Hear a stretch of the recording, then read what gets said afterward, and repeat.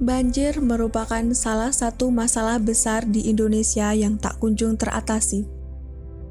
Akibatnya, berdampak terhadap masalah kesehatan, kerugian ekonomi, sulitnya air bersih, dan terhambatnya aktivitas warga. Berbagai metode telah dilakukan, salah satunya dengan adanya pembuatan kolam retensi.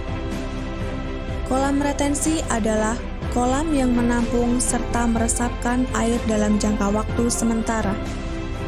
Namun, masih terdapat permasalahan pada pengaturan pintu air kolam retensi.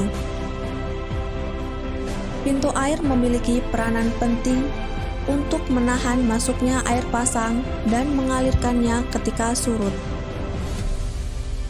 Pengaturan buka tutup pintu air saat ini masih dikendalikan secara manual oleh petugas yang bersangkutan.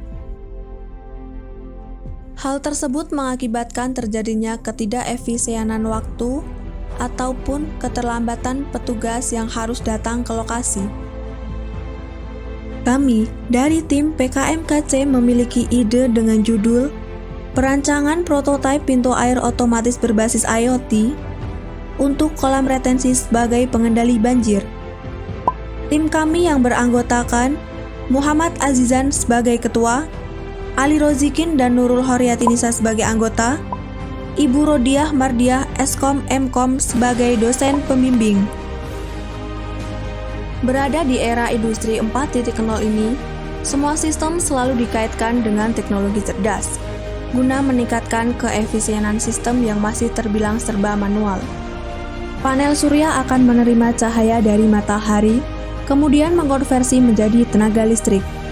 Selanjutnya, tenaga listrik akan diteruskan menuju charger controller.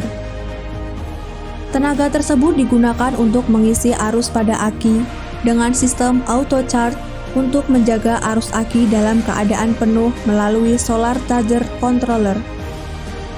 Arus listrik dari aki selanjutnya digunakan untuk mensuplai semua komponen kelistrikan melalui kabel.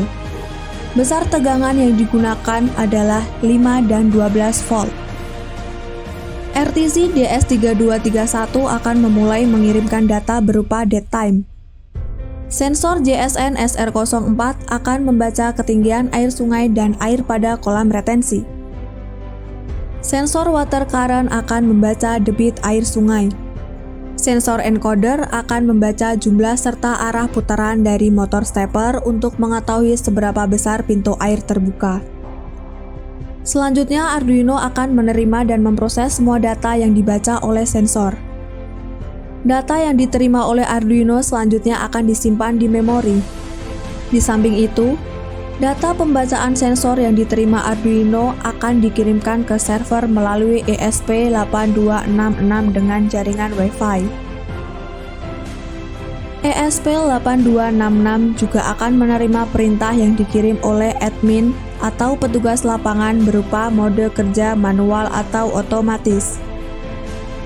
Motor stepper akan berputar dengan arah serta waktu sesuai perintah dari Arduino melalui driver motor untuk menggerakkan buka tutup pintu air pada kolam retensi. User dapat mengakses informasi di mana saja di titik pemasangan alat IoT. Selain itu juga dapat mengakses informasi kondisi sungai.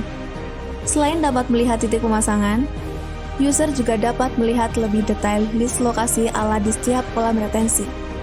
Pada menu list lokasi, user dapat melihat detail dari lokasi pemantauan kondisi ketinggian air sungai.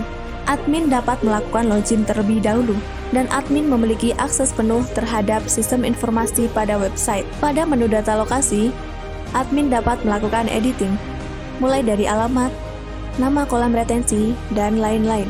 Selain itu, admin dapat meroleh data secara real-time hasil dari pemantauan sungai. Admin juga dapat melihat grafik peningkatan air sungai untuk mengetahui siklus air sungai.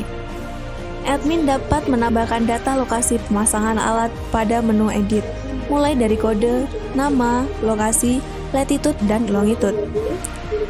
Admin dapat mengatur alat secara manual maupun otomatis melalui setting alat. Ketika alat disetting secara manual, admin dapat mengatur buka tutup pintunya. Ketika alat disetting secara otomatis, petugas maupun admin dapat mengetahui berapa persen naik atau turunnya pintu air pada kolam retensi.